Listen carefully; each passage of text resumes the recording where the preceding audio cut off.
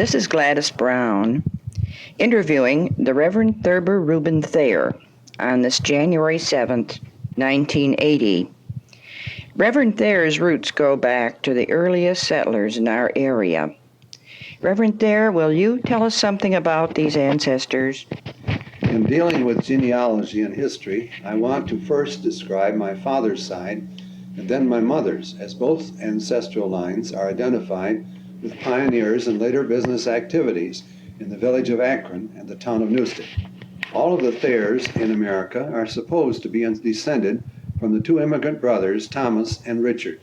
They came from Thornbury Parish, Gloucestershire, in western England, near the Wales border.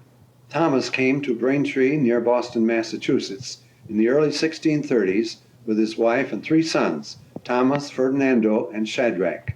My ancestor, Ferdinando, a wealthy and extensive landowner who was given many offices of honor, had 12 children, and in later life moved to Mendon in western Massachusetts. Last fall, while acting as pastor at Jamestown, I met 89-year-old Rev Thayer, who later died of cancer on Christmas Day. As we were both 10th generation descendants of Thomas the immigrant, I discovered that he was my 8th cousin. He had in his possession the book on Thayer genealogy by Bezaleel Thayer, printed at Oswego, New York in 1874, over 100 years ago. I borrowed it for a week and was able to copy some of the material, as it contained the names of over 4,700 Thayers, including my grandfather, Reuben Thayer, and his family. I had previously known some of this material. Back in 1789, when the United States government was being formed, all the area of New York State, west of Seneca Lake, was separated from Montgomery County and named Ontario County. 2 years later, my great-great-grandfather, Reuben Thayer, 6th generation from Thomas, with his wife and several children, migrated from Mendon, Massachusetts, to the new county in western New York. His ancestors living at Mendon had been Captain Thomas, Honorable Thomas, and his father, Peter Thayer, a very large man in stature, weighing about 300 pounds. Reuben settled at Charleston, later called Lima, now in Livingston County, south of the present city of Rochester, and he became a successful land speculator.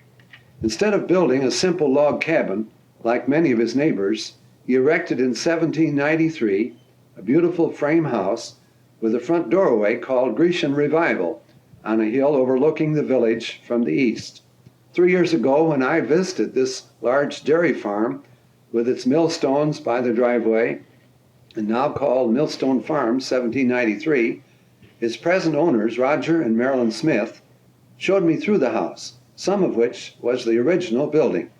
I parked my travel trailer in their yard overnight, read the Lima history they loaned me, and then was awakened the next morning by the bawling of hungry calves.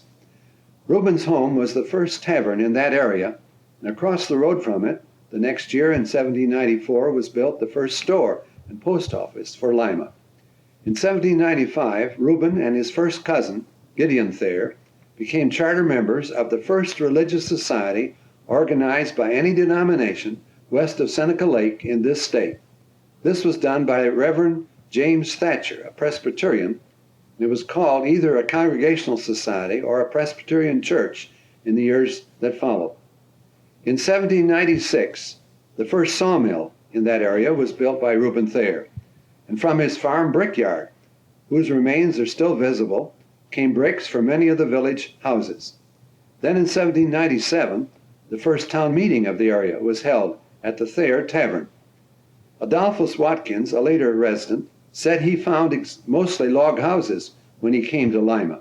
He states, "There was no road going south except one, a mile west of here, leading about a mile and a half, where it stopped. This was Charleston, and then a wilderness. Reuben Thayer built a house here before I came, and it still stands." On the 5th of August, 1799, the 8th and youngest child of Reuben and Abigail Wood Thayer was born at Lima, New York. As the father of our country had died some time before this, he was named George Washington Thayer. He was my great-grandfather, and the alternate names of Reuben and George continued ever since. My own grandfather was Reuben, my father George, my middle name is Reuben, and my son is George. When George Washington Thayer grew up, he married Martha Clemens. So I have a George Washington and Martha in my ancestral line. About 1800, an ambitious young man of Huguenot ancestry by the name of Archibald Smith Clark came from the state of Maryland to the Lima area. He met and married Chloe Thayer, eldest daughter of Reuben, who had been born in Mendon, Massachusetts in 1780. Their first child, Betsy, was born at Lima in October 1803. Their later family consisted of one son and 9 daughters. The very next year, on the 12th of June, 1804, Reuben Thayer died at the age of 57, when little George was not quite 5 years old. Son-in-law Archibald Clark was appointed executor of the estate, and one of his descendants, Miss Mattie Litz of Tonawanda, told me she obtained a copy of the will recorded at Canandaigua, New York, Ontario County seat. In 1802, all of the great area west of the Genesee River in New York State became Genesee County, and it was divided into 4 townships. The largest one by far in size was Batavia, and it included the entire Holland Purchase from Lake Ontario to the Pennsylvania border. As most of the new settlers lived along the Buffalo Road, the first town meeting was held early in 1803 in what was later the Newstead area, as it was a central place between the little settlements at Batavia and Buffalo. Then Batavia Township was divided, and for a few years the name of our town was Willink. At this period of time, in 1805, Archibald and Chloe Thayer Clark came from Lima westward to this area. The next year, 1806, Clark opened the first store in the county outside of Buffalo, near Vanteventer's Tavern, on the main road 1½ miles southwest of the present Akron.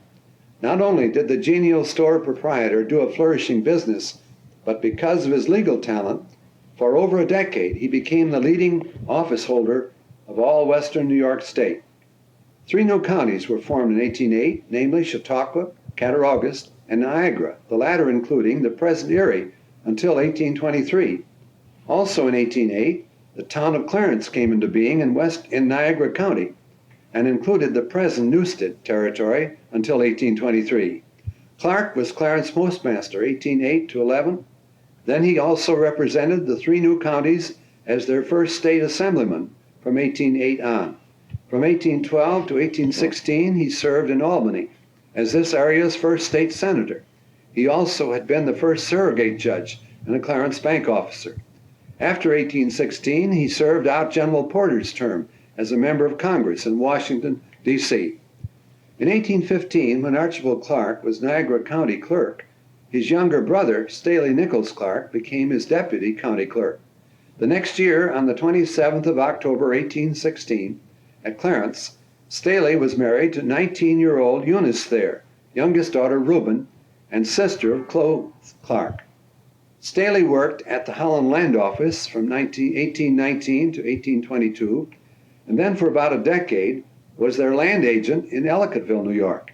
He was Cattaraugus County Treasurer for 17 years and later represented that district as a representative in Congress. A Cattaraugus County history shows the picture of the Honorable Clark and devotes several pages to his life.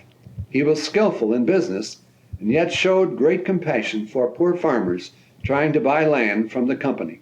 He had 11 children, and his wife outlived him and died in Pennsylvania at the home of their youngest daughter in 1873. How I wish I knew more about these 2 Thayer sisters, wives of such prominent men. Archibald Clark died in Clarence in 1821 at the early age of 43, nearly 2 years before Erie Township, later called Newstead, was separated from Clarence. At one time, his home had been west of the Ledge Lawn Cemetery, where the flea market is now held. When I first joined the local historical society here in 1971, there was quite a discussion about repairing Clark's broken tombstone, which had been brought from the cemetery to the basement of Dinio Library. It was several years later that I discovered that Clark was my grandfather's uncle, and I should be more concerned about that tombstone. My great-grandfather, George Washington Thayer, farmer and doctor, was married on the 8th of August, 1824, to Martha Clemens, 21-year-old daughter of Francis and Lucinda Moses Clemens. They must have moved to this area soon after, for all 11 children were born here. His older sister, Chloe Clark, now a widow with a large family, was probably still living in this area. Martha's family may also have come here about that time. Her older brother, Artemus Clemens, also married in 1824, and who died in 1879, has a sizable family monument near the road at the southwest corner of Ledge Lawn Cemetery. Another brother married Elizabeth Palmer in 1829, and I found a junk stone on the north side of the cemetery with her name on it as the wife of Colonel Alfred Clemens, and she died in 1858, age 52. Recently, in the microfilmed issue of August 28, 1885, the Akron Breeze, I found the obituary of Colonel Alfred, who died aged 81 at the home of his nephew, Theodore Thayer, in Akron. It was said that he in his early youth had lived here and erected the first frame house in the village of Akron. Sylvanus Thayer, second oldest son of George and Martha, born in 1827, was killed in an accident at the Limerick in 1887. His daughter Celia married Harry Richards, and this family is well known in Akron. The sons, Henry Sylvanus, Jack, and Joseph, were all in business, and the two younger daughters, Mabel and Martha, my second cousins, were in school with me. Mabel is the only one left at this time. My grandfather's, Reuben's younger brother, Theodore, ran a foundry, later carried on by his son Asa. He was mayor of Akron in 1906, 1908, and 1910 to 11, just before he died in 1911. So I was too young to remember him very well. Besides the one Asa, son Asa, who had a son Theodore about my age, there were 6 daughters, 3 of whom had families in this community. Jenny Thayer married Arthur Stapleton, who had a cigar factory at the corner of Main and Monroe Street. He also owned the rink where community events were held. Their twin sons, Arthur and Theodore Stapleton, each had families, and all are well known. So Theodore, Hoover, Jim, and all the others are my second cousins once removed. The Stapletons operated the Oasis store also. Anna Thayer married Charles Dunn, and Harry, one of their 5 children, married Irene Sherwood, who after the death of her father and husband carried on the Sherwood hardware business until just a few years ago. Lila Thayer married Archie Higgins and had 8 children. Dorothy, my age, married the funeral director, Hubert Bernhardt, who is now letting their son Dennis handle most of the business. They took care of the funerals of many of my relatives, including my parents, my wife, and her mother. My grandfather, Reuben R. Thayer, born in 1832, married in 1853 Ella Elvira Havens. Her grandfather, Benjamin, and wife, Penina Whitehead Havens, came to Leroy in the early 1800s. Her father, George Havens, and his brother, Joseph, and 2 sisters came to this area in the 1830s. The Havens Road, which joins the main road opposite Ledge Lawn Cemetery, derived its name from the son of Joseph, George W. Havens, who lived on a farm on it many years. I was confused about this genealogy, for on Joseph's tombstone, his wife Polly's date is different from Polly, wife of Joseph Havens, on the back of the son George W.'s tombstone. Then I discovered that Joseph had been married twice, and both wives were named Polly. George W.'s wife was named Elizabeth, and another Elizabeth was the wife of George Havens, my great-grandfather. Mary, one of the latter's older sisters, married William Jackson, who was Newstead supervisor in 1836. Penina, another of George's sisters, was married to Heman Buell, son of a Newstead pioneer. Heman was the 3rd mayor of Akron, 1851-1852, and a leading citizen, so one of Akron's streets is named Buell. I have seen the tombstones of Heman and his wife beside those of her parents, Benjamin and Penina Havens, in the Buell Cemetery on the main road east of Leroy. Benjamin's youngest son, George, had married Elizabeth Salisbury in 1832 at Leroy before coming here. Her ancestry goes back to immigrant Humphrey Salisbury, who died in Massachusetts in 1708. She was the first white child born in the town of Rose, 2nd of November, 1812. Her father, Milburn, served in the War of 1812. On my trip with my travel trailer 3 years ago, last September, I stayed overnight at the fruit farm home of John Salisbury, whom I discovered was my father's 4th cousin. This was near Phelps, north of Geneva, New York. John's family had hosted Salisbury reunions for many years, and he remembered as a boy the retired newspaper editor who lived there and had published the Salisburian genealogical magazine 60 years ago. I had received 5 copies of this magazine when pastored Salamanca in 1966 from one of my church members, Ruth Sweet, who was also a 4th cousin to my father. And one of these issues was the complete Salisbury Havens line with my name in it. The next day on my trip, as I visited a rural cemetery near Phelps and found side by side the graves and tombstones of my great-grandmother Elizabeth's parents, Milburn and James Storms. Her grandparents were Stephen and Rhoda Brown Salisbury. In another cemetery nearby was buried the pioneer and Revolutionary War soldier William Salisbury, who in the preceding generation had lived from 1731 to 1821, and his wife's name was Elizabeth Beale, who lived from 1735 to 1817. I've spoken enough about this branch except to say that I'm a 9th generation of the Salisbury line. George and Elizabeth Havens' oldest son was William de Los Havens, and so a brother to my grandmother, Elvira. One of his sons was Eugene Havens, who had a barber shop on Main Street in Akron many years. I remember the shaving mugs and the barber chairs, the little board across for little boys to sit on. There's quite a change from the haircut price, 25 cents for many years, and the present charge of $4 I recently paid in the same shop that only took half the time now with electric clippers. Eugene's son, Rensselaer, and daughter Anna Jean were also second cousins with me in school. She married Glenn Cummings, who became a medical doctor in the Rochester area, but she is now a widow crippled by polio, living at Webster, New York. We have renewed our acquaintance recently in exploring our common Havens ancestry. She told me that her brother was once traveling in Suffolk County, Long Island, and signed a check to pay for gasoline. However, the station attendant wouldn't cash it because he said he knew that Rensselaer Havens was dead and buried at Shelter Island nearby. Sure enough, there was this name on a tombstone.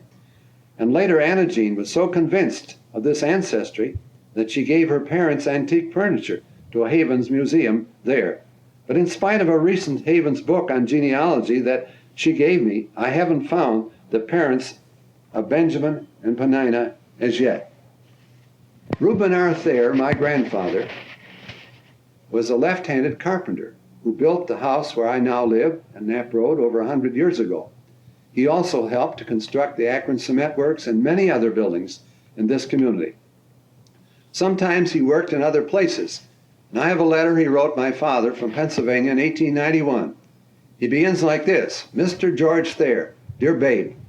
And instead of closing by saying from father or dad, he merely signs it, yours truly, R. Thayer. At about the time my father was born in 1870, his older brother Elmer, age 16, decided to leave home and seek his fortune. He first married in Michigan and had 2 sons. Then he married again in Washington State and had a daughter. He married the 3rd time in California and had 6 children, only one of which, about my age, is still living. Elmer was quite an inventor, and I remember when I was a small boy, about 1910, when my Uncle Elmer came and stayed here one winter manufacturing woodworking vices in Akron. On my 4th 4-month trip with my brother and wife, after my wife died in 1974, I met 4 of these Thayer first cousins for the first time. One of them, Clarence, was an engineer who had retired as the vice president of Sun Oil Company and entertained us at his beautiful mansion, which he designed. There were 52 doors in it, in the suburbs of Philadelphia, Pennsylvania. After his retirement, he had headed up his company's great project of getting oil from the tar oil sands in Alberta, Canada. In spite of all his drawings and plans of solving the oil situation, cancer took his life in 1976, age 78 years. My grandfather, Ella Elvira, died here in childbirth with a baby girl when she was only 37 in 1872. My grandfather Reuben was a widower 31 years and died in the bedroom of this house 2 weeks before I was born. Since then, my father died in the same room, January 7, 1936, 44 years ago today. When we first retired here in 1970, my wife had some hesitation about sleeping in that bedroom, but I don't think she knew what was happening when she also died there of a heart attack, September 12, 1974. As my father was only 2 years old when his mother died, he was brought up by 3 older sisters. The eldest, Clara, married Bruce Johnson, whose mother was a sister of Dr. Pennell, prominent in Akron then. According to the Akron Breeze, Mr. Johnson was operating a thriving store on Main Street in the 1880s. Later, when I was very young, I recall visiting my Aunt Clara and enjoying her cracker jar when she lived alone in an apartment above Flint's store, which is now Seisner's Hardware. In 1909, the year before she died, her assistance was given at our home when my brother Frosty was born. He was named Forrest Rev Thayer after the son of a former Free Methodist pastor who later retired and died here in 1958. I still remember staying all night at the home of our neighbor Alfred Knapp as his son Floyd and I were playmates. I was not very pleased when I came home. My aunt came outside and told me I had a baby brother, for I had been the only child for nearly 6 years. My Aunt Clara had 2 daughters, Myrtle and Lula. The latter married Mark Kane, who was a local photographer. He took many of the grade school pictures that I have. There's also one about 1910 of Theodore Thayer with his son and 4 daughters, with some of the grandchildren. Also in it are my father, his brother, and his 2 sisters. Lula Kane contracted tuberculosis, and they moved to Arizona, but she died there in 1918. Her body was shipped east, and the funeral was held at the home of Lila Higgins, Dorothy Bernhardt's mother, on the corner of East Avenue and Liberty. It was my first experience as a teenager in touching a cold corpse. She was the first person in my father's cemetery lot, buried in my father's cemetery lot at Ledge Lawn. The only son, Ezra Kane, was brought up in Perry by his aunt, and in January 1975, on my trip, I stayed a week in his San Antonio, Texas home, where he had retired as an Air Force sergeant. Mark, Ezra's father, lived in California, and he retired and my brother got him in touch with Ezra, so he died there in Texas a few years ago. Jim Stapleton has told me he wished he could have gotten hold of Mark's photographic equipment. My Aunt Hattie married a farmer, Milton Price. They lived on a farm on Bloomingdale, near Akron, when I was small. It was later the Chalgeek farm. We also had to go through the Indian reservation, not so pleasant then at night with no lights on the buggy, when the Prices lived near Bazum on another farm. Later, when they moved to East Pembroke, I enjoyed going there for Thanksgiving as they raised turkeys. Speaking of the Tonawanda Reservation, I'm reminded of a missionary at our church from India who had never seen an American Indian. As a boy, I accompanied her and my mother in the horse and buggy over poor unpaved roads, and we met some Indians at the reservation. At that time, there were no fences, and so cows and pigs went everywhere. In the spring, sometimes on foot, sometimes driving very lean ponies, Indians traveled our roads selling baskets. My mother tells about the time when she was alone with me as a baby, how an intoxicated Indian man walked into the house and insisted on her singing for him. The Milton Prices had 2 children, a son and a daughter, much older than I. However, I do remember when they were married. Laura, the daughter, married Milton Peck and had a bushel of children, that is 4. And so 4 pecks make a bushel. The son, Roy, was a carpenter, and I think it was about 1914 when he and Jacob Moyer built the kitchen wing on our house. The attic above it was high enough in the middle to stand up, and so it made a good playroom for us 2 boys. However, it was necessary to paint a yellow streak down the middle of the room so we would keep our toys separated. World War I had commenced in Europe, and at that period I enjoyed playing with many 6-inch high cardboard soldiers and had them all named with their various ranks. This reminds me of 2 things. We had about half a dozen boys that time, the Moyers, Hilgers, Thayers, and so on, and a little army that drilled with wooden guns. About 30 years ago, when I was pastor at Lockport and became reacquainted with the Hilger family, I remembered this army of which I was a captain, being the oldest boy. William Hilger, who at that time, about 1950, was a big shot, CIO union bargainer with the Harrison Radio Company, told me that he, being the youngest, was the only buck private in my army, all the others being officers of some rank. In grade school, I remember making cartoons and having arguments with a classmate, Paul Teat, who, being of German background, upheld Kaiser William. When I was in 7th grade, which was with the 6th and 8th in a big room with Mr. Madison, father of Harold, as principal, we had a student election for president. We chose Woodrow Wilson, even though he was a Democrat, because he had kept us out of the World War in Europe. The general election later in that year, 1916, did the same. However, we soon were involved in the war, and German sympathizers were ostracized. Even the German language was taken out of many schools. My cousin Roy Price went to France in the infantry. Being mechanically inclined, was given the task of repairing guns and so forth, though being also in combat. I have letters which he sent to my father about his experiences. When he came home, I remember seeing him march in the parades with others.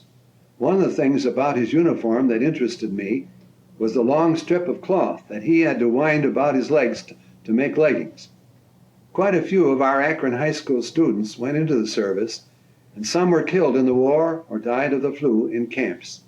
School credit was given to students who worked on farms then, and Floyd Knapp told me he probably would not have graduated if it hadn't been for that kind of school credits. There were patriotic loan fund drives during the war, and we boys enjoyed climbing in the tanks that were on exhibition. However, when the armistice was signed in November 1918, everyone was glad to march in the great parade and the celebration in Akron. I still have not quite finished the genealogy of my father's side, but have tried to add stories to make it more interesting. My Aunt Emma Thayer married Charles Enright of Buffalo, who was a socialist, which brought political discussions, as my father was an ardent member of the Prohibition Party. I was surprised to learn recently from the microfilm of the 1880s that my grandfather, Reuben, was also in the Prohibition Party, and many others in Akron, so that elections were won on the local level. Reuben was then an assessor. My father and I would stay all night at my aunt's in Buffalo when I was a boy, and my father had driven the 25 miles to that city with a team and wagon load of potatoes. As a boy in church, I often looked at a motto on the wall which said, "A saloonless nation in 1920. After many states went dry, national prohibition did come in that year. In spite of what some history books say, crime went down and many jails were closed in the earlier periods of prohibition. At that time, the great majority of the population did not use any intoxicating liquor, which is not true today. The great prosperity of the 1920s led to a depression. The head of a brewery was appointed to enforce prohibition, and soon it was thought smart to be a bootlegger and defy the law, and so it was no longer enforced, and the prohibition failed at the polls when the Dries failed to get out the vote. My mother was a lifelong member of the Women's Christian Temperance Union, so when I was in high school, they asked me to give an essay against tobacco. It amused some of the judges when I showed them from the Bible that animals that parted the hoof and chewed the cud were considered unclean, and I applied it to those humans who chewed tobacco. About 1933, when I was a young pastor at the village of Ellington, when the first beer garden opened across the street, we were entertaining our district superintendent at our parsonage when a carload of people drove up to our front door and asked us if this was the new beer garden.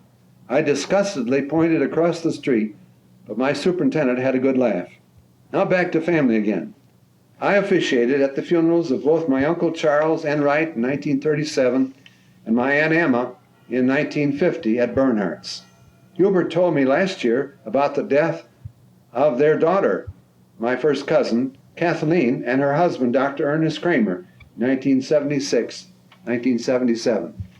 As I turn now for a briefer account of my mother's ancestors, I am reminded of the Bible and the way the genealogy of Jesus Christ begins in the first book of the New Testament, Matthew chapter 1, verse 1, Revised Standard Version. I quote, "The book of the genealogy of Jesus Christ, the son of David, the son of Abraham. I am also a descendant of Abraham and David, but on the Perkins line and not the Jewish. I am the 10th generation from immigrant Abraham Perkins, who came from England to Hampton, New Hampshire in the 1630s. His son David was a blacksmith who moved to Massachusetts and married Elizabeth Brown, daughter of Francis Brown. A later generation went to Rhode Island. Many other Bible names are found among the Perkins, such as Isaac and Jacob, Joseph and Benjamin, but the most common in my line were the 4th, 5th, and 6th generations of Nathaniel Perkins. The 4th generation, Nathaniel Perkins, married Elizabeth Crandall, and then his son Nathaniel married his 3rd cousin, Mary Crandall. These wives were descendants of the immigrant Baptist minister, Elder John Crandall, who was an associate of Roger Williams in Rhode Island churches. I was given the Crandall line tying in with the Perkins when I was a pastor at Hornell 20 years ago, my Mr. Crandall, the funeral director, and Hornell mayor at that time. The 5th generation Nathaniel, 5 of his brothers and his son, all served in the American Revolution from Rhode Island. The son, after the war, moved into the upper Hudson and Mohawk valleys, where he raised his 9 children. Then he was given a tract of land in Independence Township in Allegheny County, south of Wellsville. There he and his wife came with several of his children and their families in 1824. This Nathaniel Perkins, my great-great-grandfather, was not only a Seventh-day Baptist minister, but also a storekeeper, farmer, and a blacksmith. Sounds like a jack of all trades. His wife, Martha Johnson, lived to be 96, dying during the Civil War. I have seen both of their tombstones in the rural Independence Cemetery beside the former Seventh-day Baptist Church there. Joseph Woodmansey Perkins, son of Nathaniel Jr., was a Methodist local preacher and was married 5 times, and by 2 of them he had 9 children. His first wife, Harriet Draper, died in 1834 at the age of 38. She and her husband, who died in 1870, are buried in Stratford, Herkimer County, on the edge of the Adirondack Mountains. Her ancestral line goes back to James Draper, the Puritan immigrant, who came from England to Massachusetts in the 1630s. So here again, I'm a 10th generation descendant. I did not know until I got this Draper genealogy from John Hart that Harriet's parents, my great-great-grandparents, had migrated to Newstead in the 1830s and are buried at Eldred Cemetery about east of Hunt's Corners.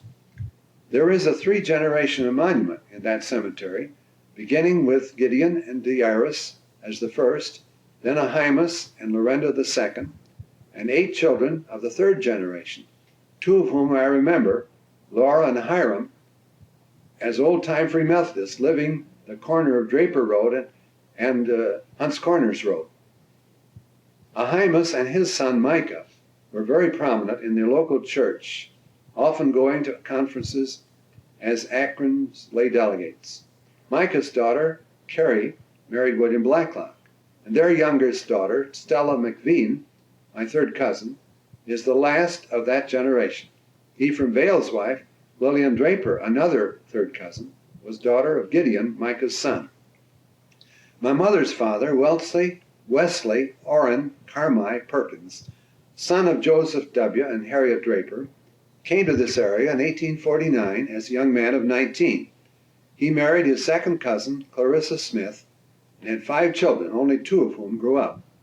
She was a granddaughter of David Draper, brother of Gideon, who died about the same time, 1850, and was also buried at Eldred Cemetery with a marker. Clarissa was an active Free Methodist church member, as well as her mother, and at the time of her early death in 1866, age 32, the map of Akron shows W.O.C. Perkins owning 4 pieces of property on Main Street, Monroe Street, Clinton Street, and Brooklyn Street. In 1851, the year after Clarissa married W.O.C. Perkins, her mother, Sarah, a widow, married Joseph Gammon, a widower, with 5 small children. Joseph's first wife, Mary Ann Dolph, who died in 1850, was the daughter of John and Sarah Dilly Dolph, who had come from Lucerne County, Pennsylvania. He was the pioneer mentioned on the sign in the Akron Falls Park a few years ago, beside the Indian clan emblems. That sign stated he had found an Indian maiden mourning at the grave of her fiancé who was murdered by a white man, and this was one reason for the naming of Murder Creek. There was also an Aaron Dolph who came here earlier and purchased land in 1805. He may have been an older brother or father, for John Dolph was 21 years old at that time. In 1867, W.O.C. Perkins married his second wife, Sarah Gammon, his first wife's stepsister, who had now grown up, and they had 6 children. The first 2 were boys and died in infancy. The next 4 were girls, my mother Nellie being the oldest. Her sister Belle married Charles Houskinick and moved to Batavia, where now their son Harmon and his 2 sons operate a large garage, Houskinick Motors. Lily married Irving Kuhn, who went from here to Batavia, had 5 children, died of tuberculosis in California, 1919. Myrtle, the youngest, married 3 times but had no children, died in California 2 years ago at the age of 97 and a half. My mother, Nellie Zelona Perkins, was born in 1871 on the Hunts Corners Road, lived there until she was 12 years old. Then in 1883, the Wesley Perkins family moved into Akron, and he built a store on Monroe Street. Nellie's sister Myrtle, then a little girl, told me when I saw her in California in 1974 that she remembers having candy from the store to share with her playmates. My mother was appreciative of a better school and church privileges in Akron.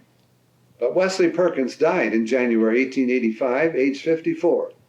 Then later in September of that same year, Mrs. Perkins's stepmother, Sarah, and her father, Joseph Gammon, also died only 2 weeks apart at the Perkins home.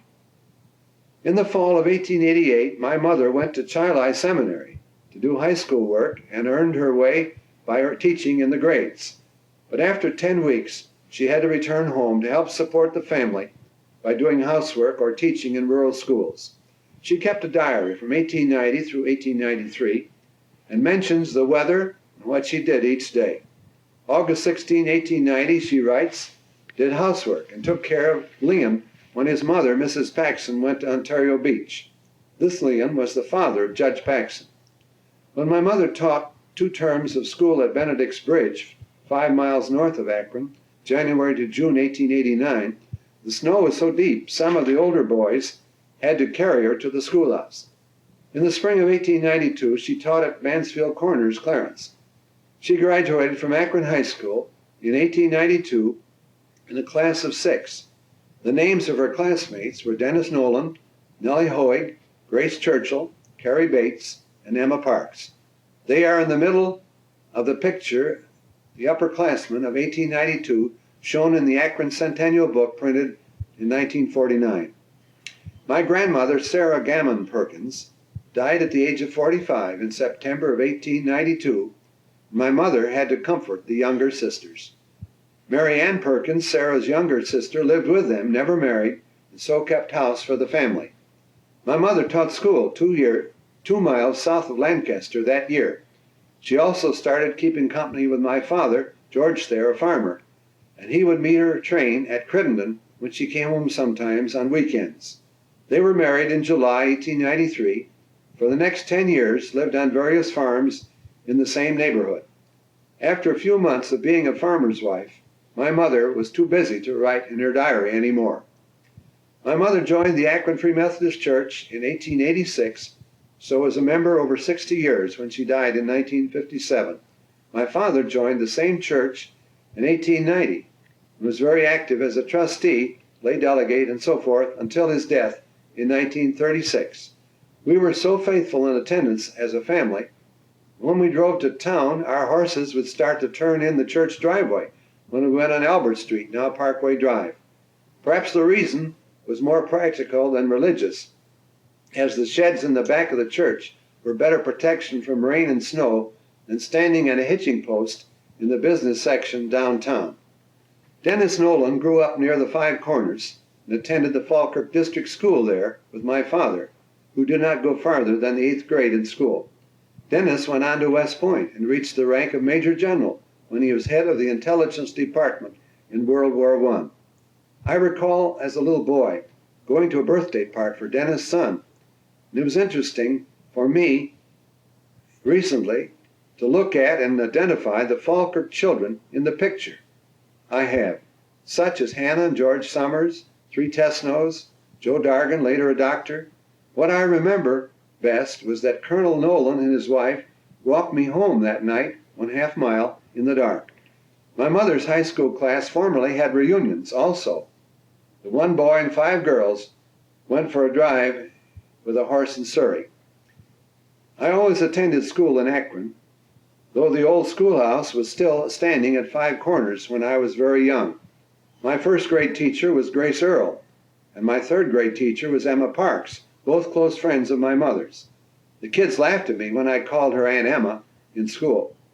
When she died as the last of her family in 1941, my mother was the executor of her estate, staying in her house on Crittenden Road and selling her possessions. Frankie Weidler, my 5th grade teacher, who lived at the foot of John Street, had also been my father's teacher years before. She had unique methods of discipline. She could accurately throw a piece of chalk or eraser and hit the mouth or other offending part of the pupil's anatomy. Her favorite punishment for the boys was to have them bend over and put a finger on a crack in the floor, then swat their rear when the pants were tight. That surely hurt. When no one was late to school for a week in her room, we got out a half hour early. Pupils would even stay home rather than come late until we got off a half day entirely. In high school, the one teacher I remember best was Miss Gertrude Leopold, who was vice principal under Victor Boyd, but later principal herself in the new school built on Bloomingdale when I was in college. As there were horse sheds, some with doors that could be locked, back of the Methodist, Baptist, and Presbyterian churches, some of the country students drove to school with horses and buggies and parked them in the sheds during school hours. These sheds extended from back of the Methodist church, which was smaller then, almost to the present barn back of Bernhardt's funeral home. There were 2 rows of sheds back to back for Methodists and Baptists, each stall large enough for a horse and carriage. East of them were the sheds of the former Presbyterian church, which stood on what is now the Baptist parking lot. Between them and the 2 school buildings, which were closer to John Street than now, was the school playground for all ages. The high school building later became the Masonic Temple, which burned in the early 1960s, and the new Masonic Temple is farther back from John Street. When I was in the middle grades at Akron Grammar School, located where the Newstead Town Hall now stands, those of us who came over a mile to school took our lunches. We ate in the park across the street in good weather, spring and fall, but the rest of the year went down in the school basement near the furnaces. Sometimes there was a strong smell when Italians from Bloomingdale brought bread with garlic. Also, some of us in the early fall and late spring would go swimming during the noon hour. Carrying our lunches and eating on the way, we crossed Main Street by the present post office, then went between the houses and down the sandbank to Murder Creek. Then we completely disrobed and enjoyed what was called the baby swimming hole, as it was just deep enough to swim in. I don't remember that any girls ever came to bother us. We did realize that our classmate Russell Blue Eye was an Indian because his darker skin was more noticeable when we were all together in the water naked. At other occasions than the school noon hour, when we had more time, we went in swimming at Jebbs's, which was deeper. This was located down the bank from the present tennis courts and is covered by the lake now. Sometimes the older high school boys would carry us out in the deep water or dunk us, so we tried to avoid being there with them. Of course, all of us were in the nude, and I don't remember owning a swimming suit until along in my teens when we went to some public place or Lake Ontario to swim. Our Free Methodist Church had immersion baptismal services at Jebbs's swimming hole, and I was baptized there when I was about 13. It was not a thrill for me, but rather an embarrassment. The pastor, Reverend J.F. Franklin, who had 2 sons about my age, was very slow-spoken. He was reciting the ceremony as I stood beside him in the water. When I thought he was going to put me under, I started holding my breath. But it took him so long that when he did dunk me, I had let out my breath and came up with a nose full of water and choking. Perhaps that is one reason why I am not so keen about immersion as a mode of baptism, though I have since attended many of these services. My dad had never attended church very much until near the time he was converted, as a young man of 20. He often told how they cut a hole in the ice of Murder Creek to immerse him, and he never caught cold. Our church accepts all 3 types of baptism, and even at the time when I was immersed, some of the girls in our age group stood on the water's edge and water was poured over them. According to a recent religious film seen on TV, John the Baptist used that mode in Christ's day. After a hard day's work on the farm, I often went with others to a swimming hole back of where the Peanut Railroad water tank formerly stood, about a quarter of a mile east of where Crittenden Road crosses Murder Creek. For a number of years, the various branches of a big tree, which had fallen across the creek, gave us plenty of diving boards. It was also a good place for boys to fish as for bass, sunfish, and bullheads. When I grew older, we swam in the 20-foot deep pool below the lower Akron Falls and could jump or dive from the various ledges, as little water was going over then. My brother was more of a daredevil than I, and would jump off from the high tree branches there and also at Indian Falls on the Tonawanda Creek. Now back to describe school again. We had spell downs in the lower grades, and I always did well in them. I liked to read and was able to read most of the books then in each school library. The 6th, 7th, and 8th grades were all together in a big study hall upstairs and had classes in 3 or 4 of the other rooms. One time I got so interested in reading a library book, I forgot to go to class. In 8th grade, as we had passed most of our regents in the elementary subjects, we were allowed to take algebra and elementary design to get some high school credits. We had a good teacher, but only about half a dozen passed the algebra regents. Some of these went on and finished high school in 3 years. One of these was Hannah Summers Bitterman.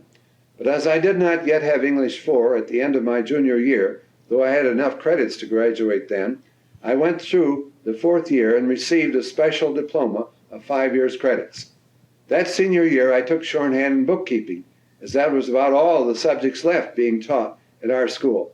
So I graduated in 1922 in a service at the rink and received a $20 gold piece for highest average in the class. My parents also gave me a $10 gold piece, both of which I used for college expenses. If I could have kept them, I wonder how much they would be worth today, with the price of gold over $600 an ounce. Our high school classes then didn't splatter their numbers around with paint, as it is common today, but we did have rivalry over securing another class banner. Also, there were class yells, such as never late, 1918, on time, 1919, never slow, 1920, just begun, 1921. I was not able to enter into athletic sports during high school, as I had chores to do at home and other work on the farm after school. However, I did go to some basketball games, which were held in the rink after the seats were piled up on one side of the room. Well, Reverend Thayer, you've done a beautiful job of putting together a lot of basic facts here and family history. Now I'm going to ask you some questions just off the cuff. I'm curious about all those stone fences that are out on Knapp Road where you live. The stone wall fences were built all around our farm, and also fields were set off one from another, 3, 4, 5 acre fields on our farm and on the farm where my brother now lives when we first bought that. And they finally became so old and would fall down because of getting woodchucks in them, and they didn't keep the cows out, that we allowed them to be taken away. Also, we were kept filling them up with stones we picked up and making them so wide they took up so much land.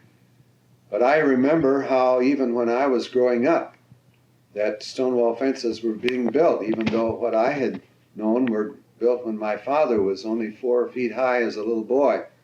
But between our place and the Five Corners, between the Five Corners and on the Indian Falls Road and on the Knapp Road, on the Scotland Road, when I was a little boy, there were 2 men, Sheldon Weatherby, the father of Alfred, and Jim Taylor, father of Nace, were senior citizens then, or Civil War vets over 65, had the job of building these fences. Stones were drawn, and they received $1 apiece a rod, I think, and they would do a rod or 2 a day in laying up these fences as they visited one with another. And so that's how those fences were built. They also have been taken down too at this time. My father used to say he got so tired of picking up stone, for we would draw them down and dump them off at both farms, and then we'd pick them up with forks and a wagon when we'd plant the wheat. Sometimes we had to dynamite them out of the ground because they got in the way. It seemed like every year after we plowed, there were always stones coming up as if they grew up.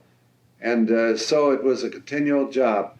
Nowadays, and the people who plant the corn on my property no longer plow because they find that they have to pick up stone afterward.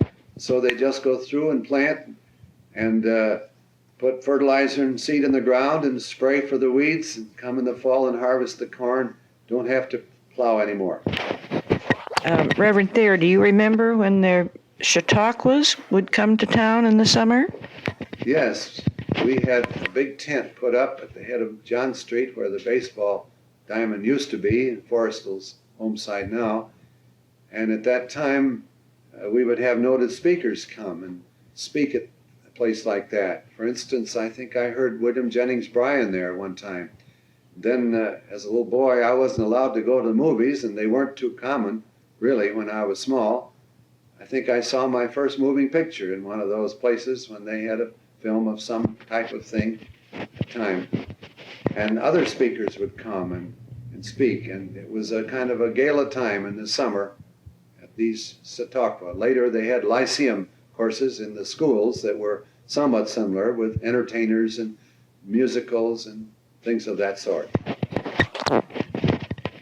I remember another thing at the school grounds where they had a big high ladder and a man would jump off into a big tub of water.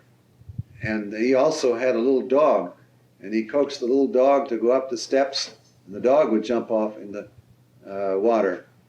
But I heard that later on, one time when he went off from this diving board way up in the air, 60, 80 feet, that the wind blew and he didn't hit the big tub of water and was killed. You mentioned beans as a cash crop when you were young. Were there others? Yes, we didn't have a dairy because our land was not good for pasture, and so potatoes was our main crop. In fact, my father was known as Potato George. We raised from 5 to 10 acres every year, and I handled hundreds and thousands of bushels of growing up. And later the year when I stayed out after high school, I stayed home a year before I went to college to help my father. And in the fall, when we dug potatoes, sometimes we had a few adult men to pick up potatoes, and one man could pick up maybe 100 bushel a day. But we often depended on school kids to come up after school.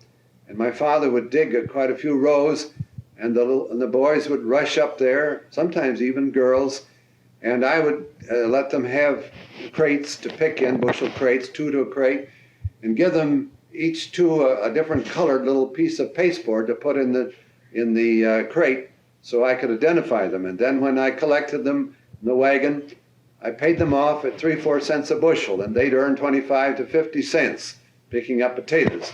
I remember that about that time, we had physical education, a new thing in our school. We had a lady physical education director, and she came up with the boys and was going to pick up potatoes, and she did it. But she must have used different muscles than she had used at school, because for the next few days she could hardly conduct the calisthenics classes that they had. My father used to think if we could sell the potatoes at the field, unsorted, at $1 a bushel, we could make good. But sometimes we only got 50 cents. And then we'd have to take them to dump them in the basement of the barn. We'd fill up our bins down in the cellar, and we had our bins up high because water came in the cellar. And so picking potatoes was quite a job.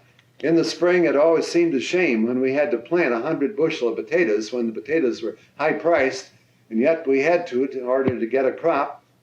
My father used to cut them for seed by hand, and I can see him yet as he rode on the wagon from our place to where my brother now lives, a mile, cutting up with a paring knife these potatoes. But then we found a little bit of a contraption that you put a potato in and cut it in 4 to 6 pieces. Of course, all the pieces didn't have eyes on, didn't always come up, but it helped a lot in cutting up 100 bushel of potatoes. Another crop that we had was peas, but they had to be very carefully done at a certain time or they would get hard. But we would draw loads of peas down through town, down even Main Street, to go over to Jackson Street where the canning factory was. And it was very tempting for children to run out behind the load and again pull the vines out. It wasn't too bad if they weren't greedy, but when they did get too many, my dad had a way of discouraging them by flashing a big whip over the back of the load. But peas were an interesting crop at that time. And then there was also, of course, drawing hay. We had to have hay for feed, and we didn't have the modern type of things. We had a mower to cut the hay, but we had to rake it up, and the rake was just a one-wheel, one-horse outfit, and it would dump the hay in windrows, and then we had to pitch it onto the wagon because we didn't have a hay loader, and we had to pitch it off. But we did have a hay fork or grab fork or harpoon to take it off in bunches up into the barn and over into the haymow.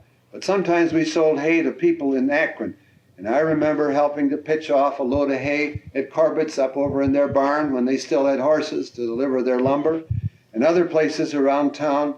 It was a lot of work to pitch hay through the summertime. On the farm, we had chores to do. I took care of the horses. There were generally 4 of them, curried them, cleaned out stables, and we had to carry straw in to bed them. My father took care of the few cows we had and calves, and and then we had pigs. I did hate butchering, but we had to butcher, and we didn't have refrigeration, and we put the meat in crocks in the cellar to keep it through the winter. We had chickens,